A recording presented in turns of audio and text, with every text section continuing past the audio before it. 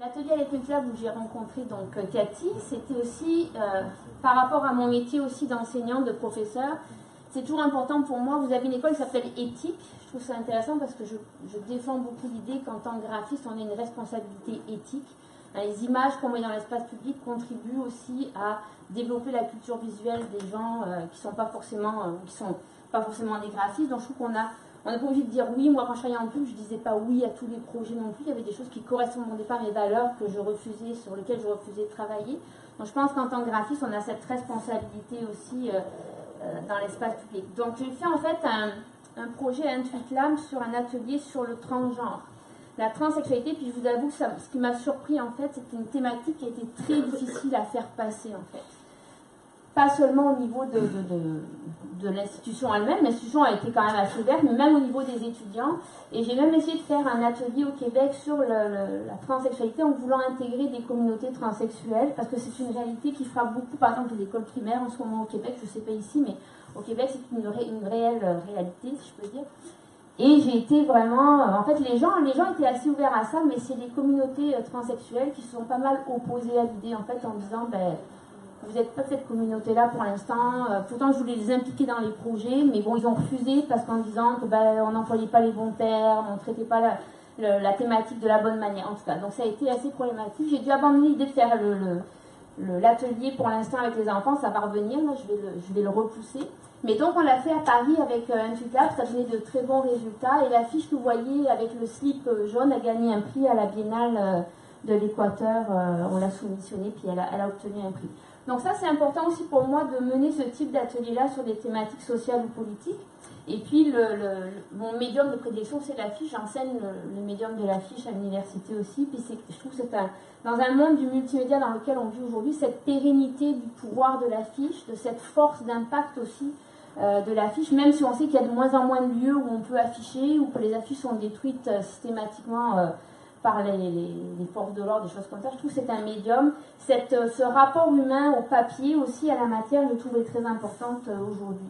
Et moi, ce qui m'épate, c'est mes étudiants, par exemple, qui ont appris leur métier, comme vous aussi avec le numérique, ressentent ce besoin de repasser par la matière. La sérigraphie, chez nous, l'atelier est toujours plein à bord. C'est le projet d'édition. Donc ça, je trouve ça intéressant aussi dans le monde où on vit, d'avoir ce côté de l'affiche qui est toujours aussi fort. Donc, l'atelier Totem Urbain, avec mes étudiants aussi, je vous apporte quelques projets que j'ai fait avec mes étudiants aussi. Au Québec, on a une réalité, je vous ai dit, d'hiver qui est très difficile, mais une réalité aussi des immigrants qui arrivent au Québec et qui sont souvent traités moins que rien par des promoteurs immobiliers qui leur louent des appartements hyper chers, mal chauffés, avec des moisissures, des gens qui tombent malades, des maisons qui sont parfois obligées d'être abandonnées par la municipalité parce qu'elles sont dans des états catastrophiques. Donc on a réalisé une opération sur, là c'est une rue qui s'appelle la rue Morin, une maison où il y avait des jeunes enfants qu'on a sortis d'urgence parce que justement il y avait des moisissures grosses comme ça, ils étaient toujours malades et tout ça. Et donc on a fait une opération d'affichage sauvage avec mes étudiants sur les thématiques donc du logement en fait au Québec. Et ce qui a été surprenant, c'est que la municipalité, j'ai dû appeler la municipalité pour demander l'autorisation.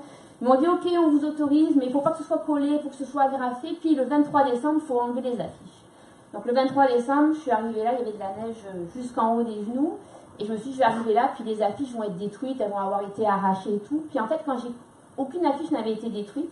Et quand j'ai commencé à enlever les affiches, les gens du quartier sont venus me voir et ont dit, mais il ne faut pas les enlever ces affiches-là, ça parle de nos problèmes à nous. Donc ça, c'était vraiment super parce qu'on avait vraiment réalisé ce qu'on voulait réaliser. Et bon, il a fallu les enlever parce que, puis ce qui est bête, c'est que la municipalité a de toute façon détruite la maison. Donc je ne vois pas en quoi c'est les embêter de laisser les affiches, mais bon, ça c'est une... Pourquoi le 23 décembre? Je sais pas. 24 c'est décembre, peut-être qu'ils ne voulaient pas avoir ce type de problématique affichée, en tout cas. C'est ça des problèmes. Moi, chez nous, donc, je travaille beaucoup dans la région où on habite avec un organisme qui s'appelle Logement Occupe, justement, qui défend le droit au logement pour les gens et qui a monté un type de logement social qui s'appelle Mon Chez Nous, qui accueille des gens en réinsertion, en fait, des gens qui ont des problèmes psychologiques, des gens qui sortent de la rue aussi, et donc ils ont créé ce bâtiment-là où s'insèrent donc ces gens-là, c'est des gens qui vivent seuls, et on a un syndrome chez nous qui s'appelle le syndrome de pas dans ma cour. Pas dans ma cour, la cour c'est le jardin en fait, et pas dans la course, et que les gens pensent que le logement social qui s'insère dans leur quartier vont déprécier leur maison, vont attirer toutes sortes de personnes malfamées et compagnie. Donc il y a une grosse bataille justement avec cet organisme-là pour assurer que l'humanité de ces gens-là, puis leur reconnaissance également. Donc avec des étudiants, on a été rencontrer les gens qui habitent ce lieu-là. Donc cette jeune fille, c'est une des habitantes du lieu. Et puis c'est une jeune fille qui a vraiment, j'allais dire un mot québécois, magané, qui est vraiment beaucoup de problèmes psychologiques, qui a eu beaucoup de mal à se laisser photographier, mais finalement à la fin de l'opération, ça a été extraordinaire comment justement ce passage devant la caméra lui a permis aussi de laisser tomber certaines barrières. Et ce monsieur également, donc, qui habitait à l'intérieur du logement, et ça donnait donc naissance à des grandes bannières qu'on a mis. Vous ne voyez pas ici, mais ce bâtiment il est construit face à une avenue des plus passantes où j'habite, et ça permettait donc aux gens de découvrir en fait qui se cachait derrière ces murs-là, les habitants de ce lieu-là, et ça a fait beaucoup parler. Donc c'est ça. Ici, donc, ça je l'ai mis, mais c'est juste un article qui est paru suite à l'opération de la rue Morin. Un autre atelier qui a été très intéressant, qu'on a mené donc, à Montréal, au jardin. À Montréal, vous avez je dirais, 3 organismes regroupés qui s'appellent le Jardin botanique, le Planétarium et le Biodôme de Montréal. Le Biodôme réunit plein d'animaux de partout dans le monde, même des ours polaires, des pingouins, des choses comme ça. Le planétarium vient d'être fait. Et le jardin botanique, c'est un lieu justement qui présente tout l'écosystème de la planète. Et ils ont lancé un projet qui s'appelait 1000 jours pour la planète. Donc je m'affiche pour la biodiversité. Et les étudiants ont produit des affiches qu'on a donc insérées dans le lieu par où les gens passent pour aller voir les différentes opérations. Donc ça, c'est intéressant aussi de pratiquer l'affiche sur cette thématique-là pour apprendre justement aux étudiants. Un des éléments les plus difficiles, moi je trouve, en design, c'est la pratique de l'affiche, parce que c'est la synthèse maximale de la communication, trouver le message et l'image qui va frapper en peu de temps la personne qui va le regarder. Et avec ce type de thématique-là, justement, c'était intéressant au niveau de ce qui pouvait être fait. Un autre projet, alors là, qui est un peu plus un projet de commande quand même, mais qui était un projet pour promouvoir justement l'usage responsable du papier lorsqu'on est propriétaire d'une papeterie. On vend du papier, on coupe du papier pour faire du papier, on vend des cartes postales, on vend des choses comme ça. Il faut couper des arbres pour le faire. Donc comment promouvoir ce magasin-là? Donc on a créé des grandes bannières. Ce qu'on a fait, c'est qu'on a remis des serviettes en papier que les gens vendent dans le magasin. Et ça, c'est les 2 propriétaires du magasin, et chacun devait faire des objets à partir de ces éléments-là. Et c'était des très grandes bannières qui ont été exposées donc, en plein hiver. Donc imaginez, dehors, c'est de la neige et compagnie. Donc ça aussi, ça a fait assez parler dans le quartier. Alors ça aussi, c'est quelque chose qu'il faut que vous notiez, parce que c'est quelque chose à laquelle vous pouvez participer. J'ai fait 2 résidences à la School for Visual Art à New York, qui a un programme qui s'appelle Impact, Design for Social Innovation. Alors c'est sûr que le design social aux États-Unis est quand même assez différent de ce qui est pratiqué ici au Québec. On parle des fois du syndrome du post-it, parce que c'est quand même une approche qui est liée au marketing aussi quand même. Mais par contre, à New York, il y a une capacité d'investissement des sociétés privées et publiques pour ce type de projet qui est phénoménal. La ville de New York, dans chacun de ses départements, a une série incroyable de projets auxquels on peut se rattacher. Et le dernier projet auquel j'ai participé, donc c'était en 2016, dans un quartier qui s'appelle Brownsville, que je ne connaissais pas, j'étais plusieurs fois à New York, mais je ne connaissais pas du tout ce quartier. C'est un quartier de Brooklyn, et c'est un quartier assez particulier. C'est la plus grosse concentration de logements sociaux dans tous les États-Unis. Donc c'est 100% black.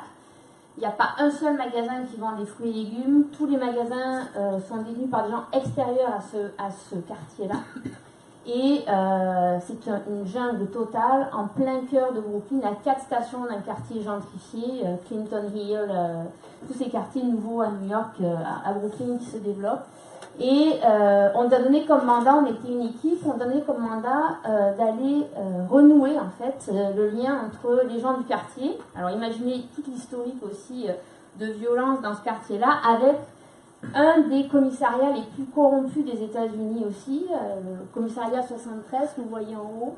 Et il fallait donc nous recréer soi-disant le lien entre les agents du NYPD et donc la population locale. Alors, autant vous dire, je ne sais plus combien on était, 6-7 blancs parachutés là pendant 2 semaines, on n'était pas du tout spotés, on était vraiment comme les touristes dans le quartier. Mais ça a été une expérience incroyable parce que les gens nous ont quand même accueillis. On a parlé à plusieurs organismes communautaires. Et ce type d'approche, comme je vous dis, aux États-Unis, quand même soutenu aussi par la ville de New York. Et ça a permis de créer des outils très très simples. En fait, je vais juste vous montrer un petit peu.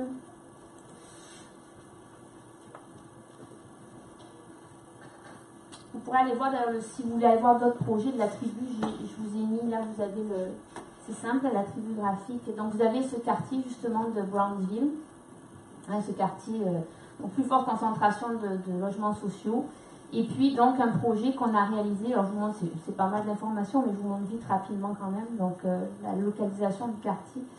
Et on a travaillé vraiment à produire donc, des cartographies en fait, de ce qui existait comme moyen de communication sur les lieux, entre la police, entre le palais de justice, entre les écoles. Puis les écoles sont dans un état de délabrement. Comme je vous dis, c'est comme un monde complètement parallèle. Et on parle, oui, la ségrégation, c'est fini aux États-Unis, mais c'est n'importe quoi. C'est complètement. Quand vous allez là, ça vous ouvre les yeux sur une réalité qui est tellement incroyable. Et ça a l'air vraiment d'un quartier complètement à l'abandon, en fait, par rapport aux autorités new-yorkaises. Et on a interrogé des jeunes femmes, justement avec des jeunes enfants, qui disaient, ben, nous, notre seul plaisir, c'est de prendre le métro, puis d'aller à la prochaine station de métro pour avoir un peu plus de liberté par rapport à la réalité du quartier. Et c'est un quartier où il y a beaucoup de jeunes délinquants qui sont incarcérés très jeunes, donc des familles monoparentales. Enfin, c'est assez catastrophique. Donc, ce qui est intéressant, je vous montre ce petit graphisme-là juste pour vous montrer un petit peu la réalité. Aussi, on les a interrogés justement sur les perceptions. Donc, vous avez en jaune la perception des gens et en bleu la perception donc, de la police en termes de donc en termes de relations entre les deux communautés, en termes de sécurité, en termes de perception, puis en termes de confiance. Et en fait, c'est tout à l'opposé, en fait. Donc, quand les policiers veulent établir... ce qui compte en premier, en fait, c'est la sécurité, ensuite les perceptions qu'on a d'eux, ensuite l'établissement de la confiance, et ça devrait créer une relation entre eux. Alors que pour le reste, c'est complètement différent. Il faut d'abord la confiance pour changer la perception, pour amener la sécurité, puis pour arriver à une relation établie. Donc ça, c'est vraiment quelque chose qui était intéressant à découvrir. Donc si vous voulez aller voir plus en détail, vous pourrez aller voir sur le public. Donc voilà, je vais m'arrêter là. Merci beaucoup.